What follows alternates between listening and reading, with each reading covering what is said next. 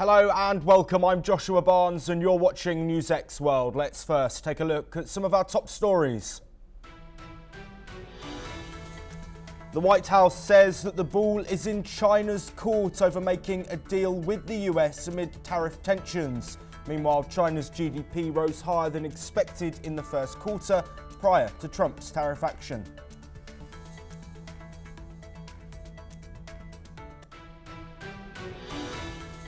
Meanwhile, Trump has announced a new tariff probe into US critical mineral imports. The order marks another escalation in global trade tensions as the US president is actively considering at least 15 trade deals, according to the White House. Former President Joe Biden has slammed what he calls the destructive Trump administration in his first speech since leaving office. Biden accused Trump of inflicting damage to critical safety.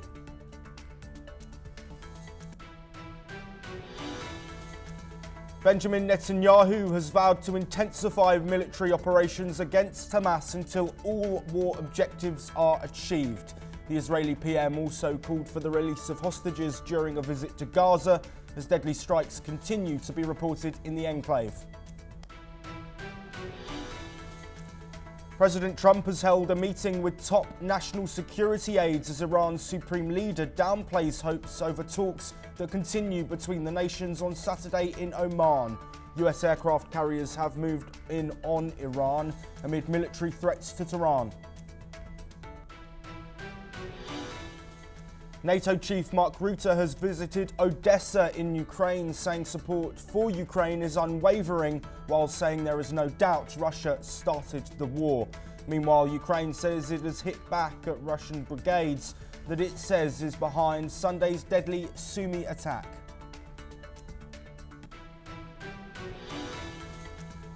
A US judge has demanded officials provide documents and testify on what has been done to secure the return of a man wrongly deported. El Salvador President Bukele said Kilmar Abrego Garcia will not return from his country during an Oval Office meeting. France's Justice Minister has called recent prison attacks terrorism. On Monday night, cars were set alight outside several prisons, while one was hit by gunfire, with officials suggesting it relates to a drug crackdown.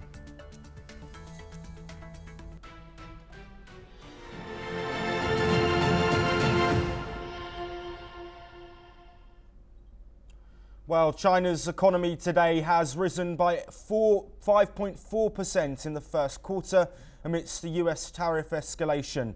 That's as the country's economic growth for the first 3 months of the year beat expectations, fueled by higher retail sales and industrial output.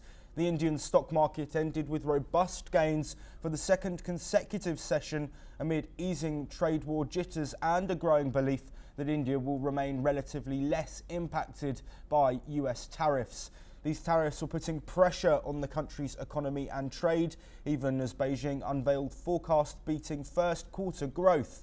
Here is what the Chinese Deputy Commissioner of the National Bureau of Statistics had to say, followed by the comment from the White House. 从短期来看呢，就是美国加征高额关税会对我们国家的这个外贸和经济带来一定的压力，但是改变不了中国经济持续长期向好的大势。中国经济基础稳，韧性强，潜力大，所以我们有底气、有能力、有信心应对外部挑战。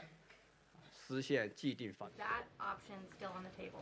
Look, the president has made his position on China quite clear, although I do have an additional statement that he just shared with me in the Oval Office.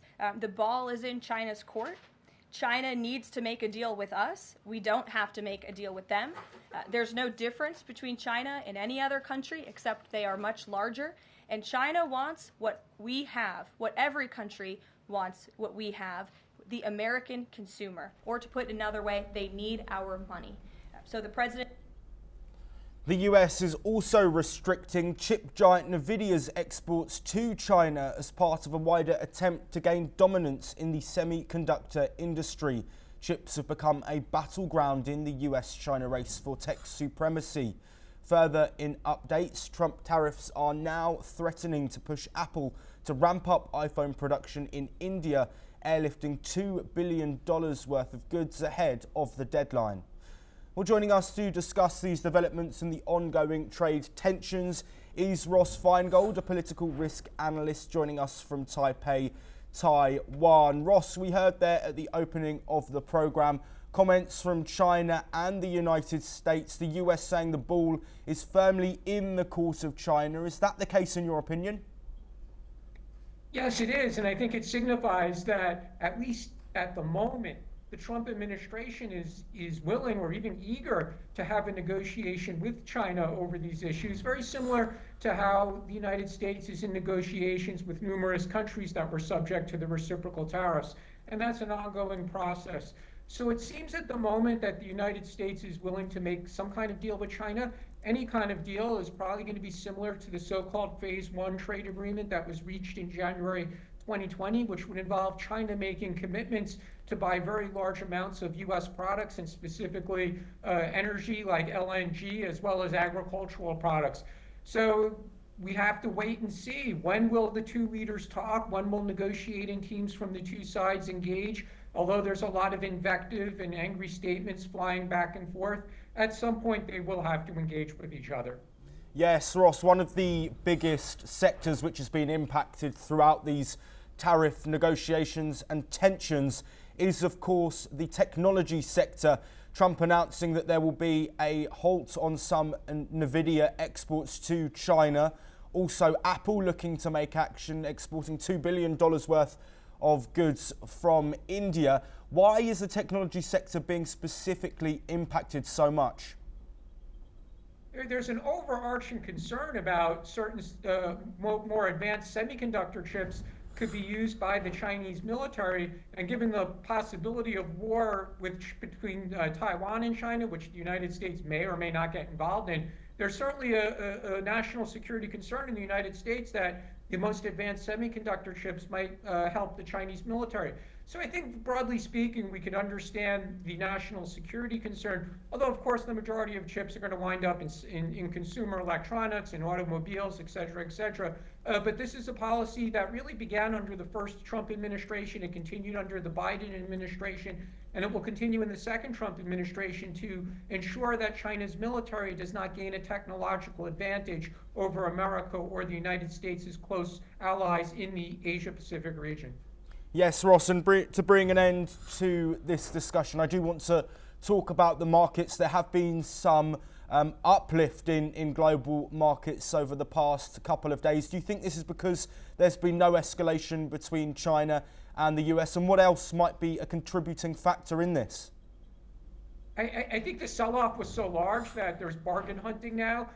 We also need to keep in mind that we're far away from any deal between the United States and China, even if both sides will eventually start talking to the other side. At the moment, there's still a lot of tension. As I said, there's invective flying back and forth. So I think there's some bargain hunting after the big sell-off that occurred in the days following Trump's reciprocal tariff announcement. I'd be hesitant to say it's because there's optimism in the markets.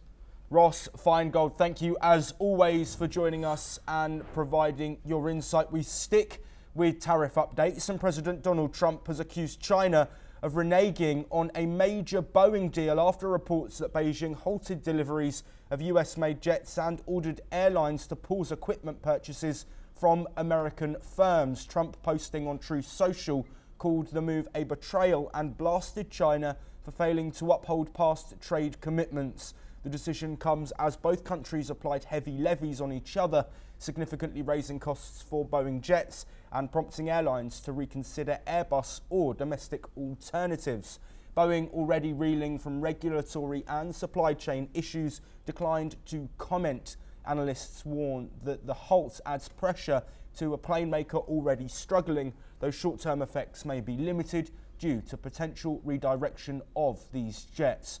The aerospace sector now finds itself in the crossfire of escalating US-China tensions, with a $650 billion trade relationship hanging in the balance. We move on now and head to the Middle East, where Israeli Prime Minister Benjamin Netanyahu visited northern Gaza, while the country's defence minister and top military officials.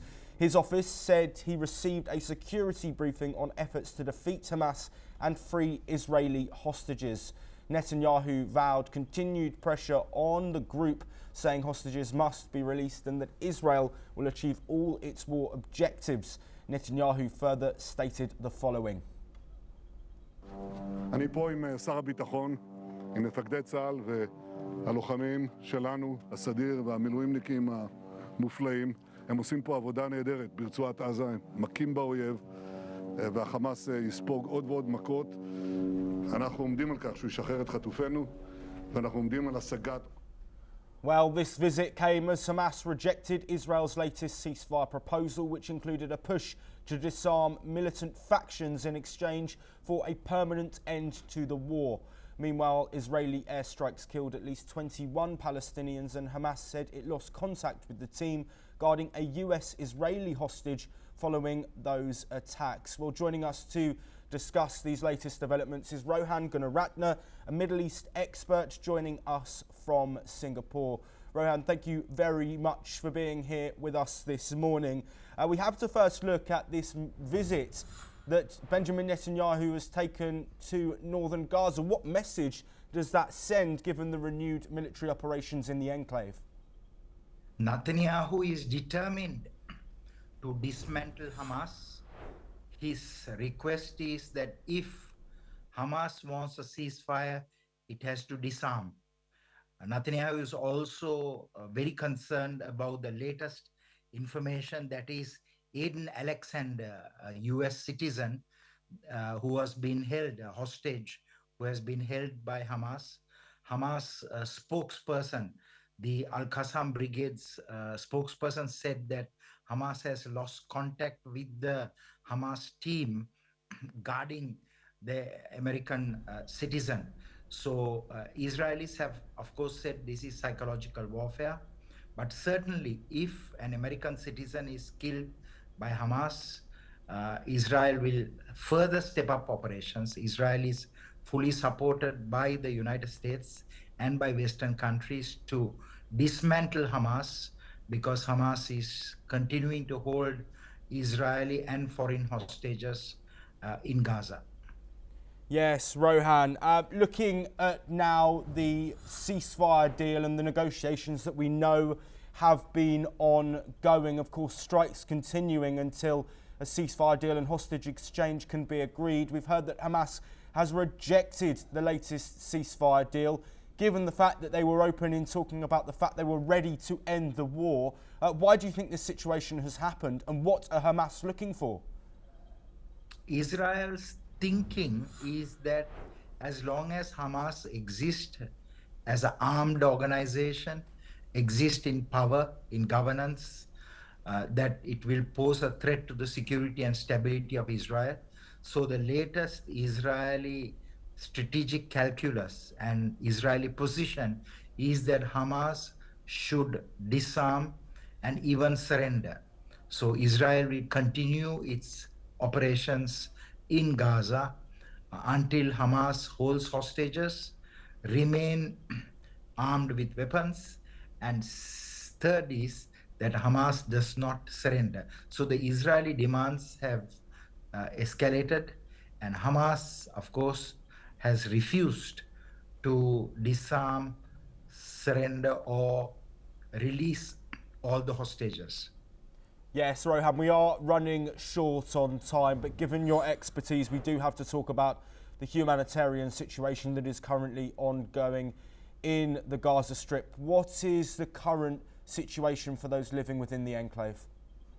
Civilians, Palestinian civilians continue to be killed because Hamas is using hospitals, schools, and places of religious worship to hide and fight.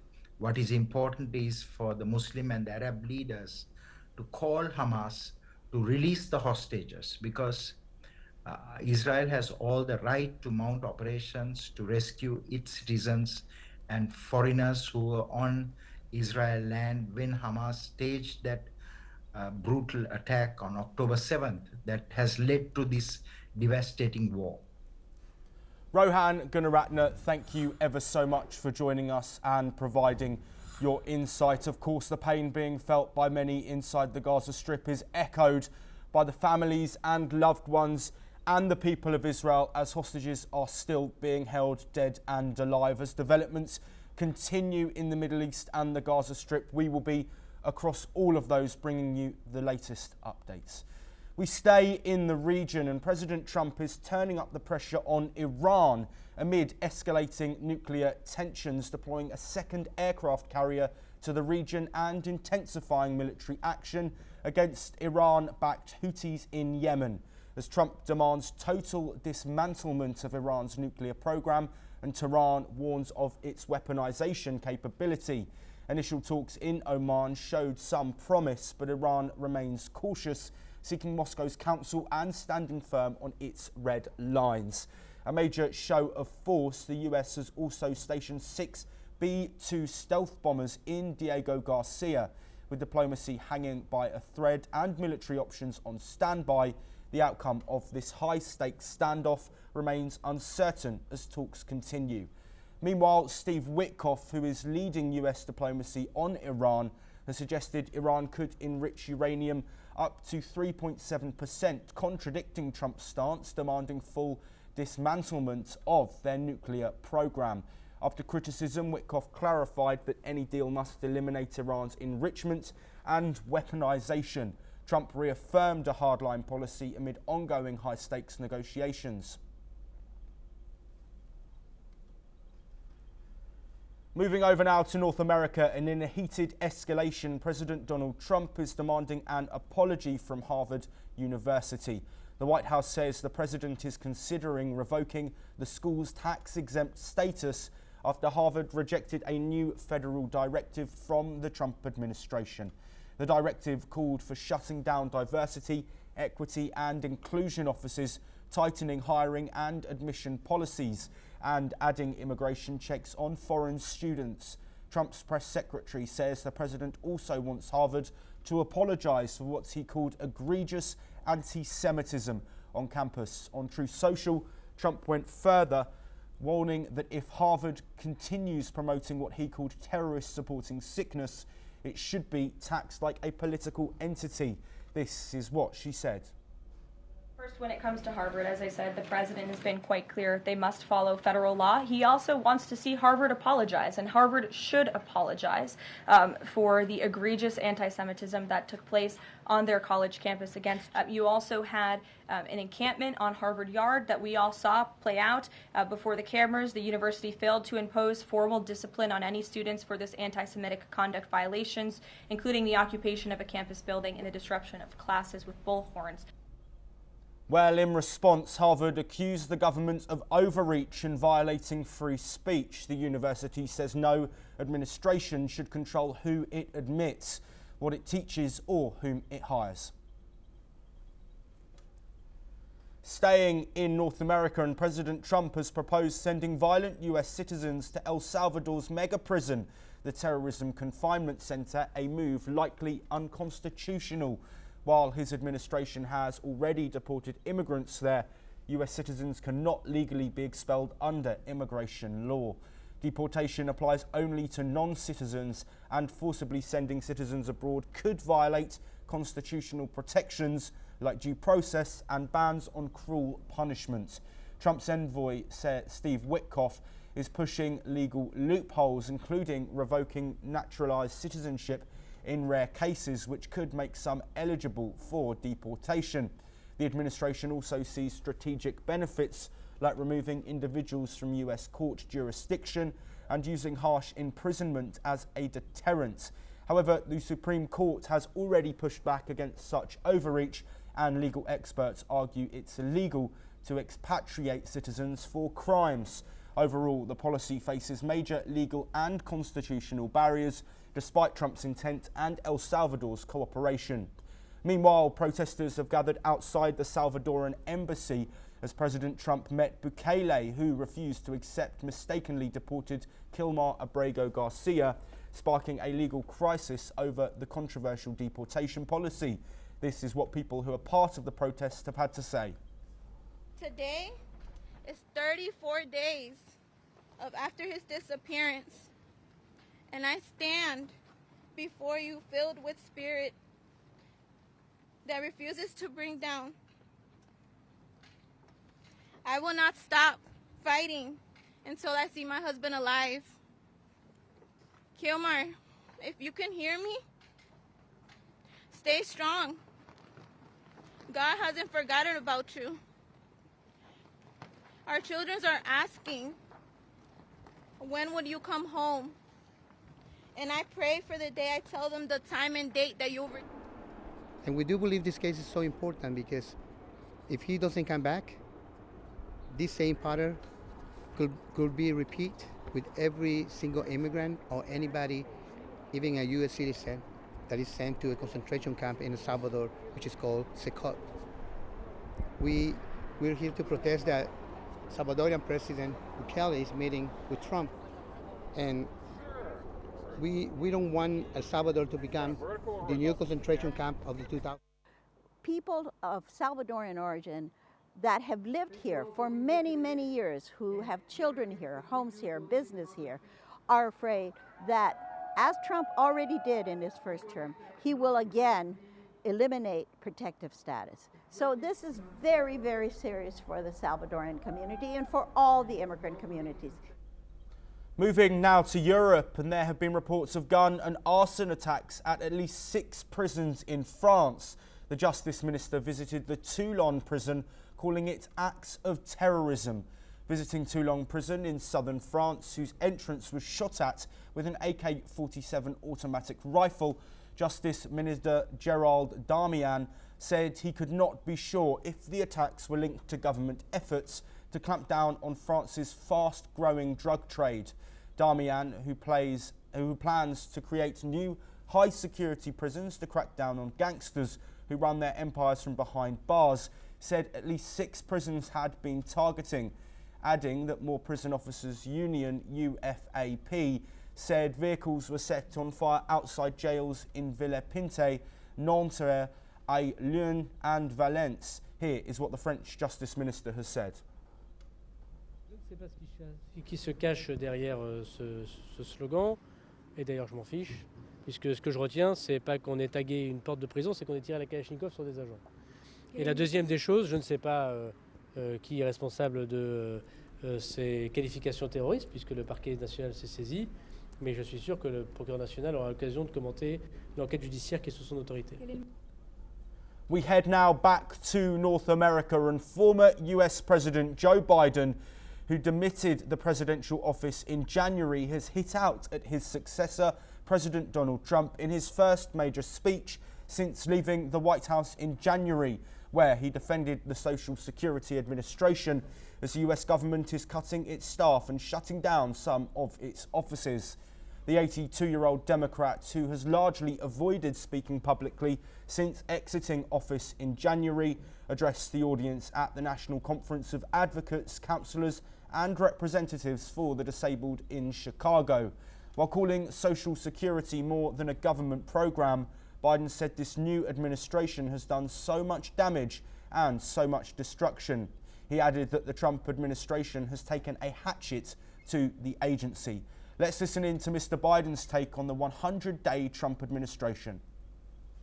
Republicans, or these guys, are willing to hurt the middle class and the working class in order to deliver significant greater wealth to the already very wealthy. Who in the hell do they think they are? I really I mean, just basic decency. Who do they think they are? I think anybody should go out. They can make it $1 billion a year. They can, fine. We move back to Europe, and at least 35 civilians have been killed and 119 wounded, including children and a newborn baby, in a Russian missile attack on Ukraine's city of Sumy. Ukrainian President Volodymyr Zelensky called for a tough reaction from the world following what he called a scoundrel attack. In retaliation, Ukraine claims it struck a base of Russia's 448th Missile Brigade, reporting secondary detonations, but no confirmed casualties have been reported.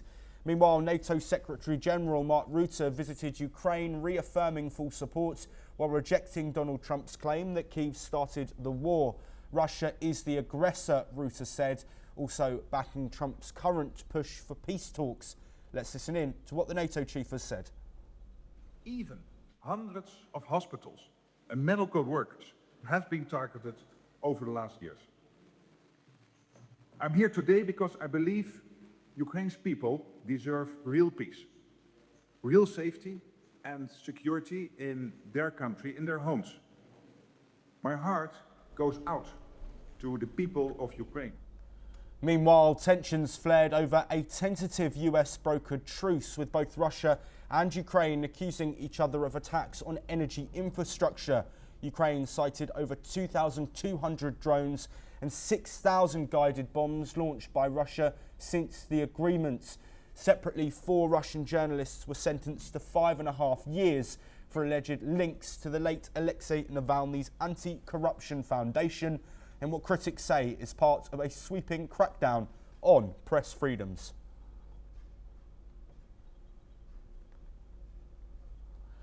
Back to North America, and jury selection has begun on Tuesday in Harvey Weinstein's new trial on rape and sexual assault charges in Manhattan, a year after a state appeals court overturned the former movie mogul's 2020 conviction. Weinstein, aged 73, faces 1 rape count and 2 criminal sexual act counts in the jury trial, with Superior Court Justice Curtis Farber presiding. Weinstein, who co-founded the Miramax studio and was once one of Hollywood's most influential producers, has pleaded not guilty and has denied assaulting anyone or having non-consensual sex. This retrial brings a key difference: a new accuser with an added charge not present in the first case. Weinstein also faces a separate conviction in Los Angeles, maintains his innocence and has pleaded not guilty. Meanwhile, the 73-year-old producer's health has become a focus. Held in Rikers Island, he has cited severe conditions and ongoing treatment for leukemia and diabetes as reason for an expedited trial. Well, that is all that we have time for, but we will continue to bring you more of the latest breaking news from across the world.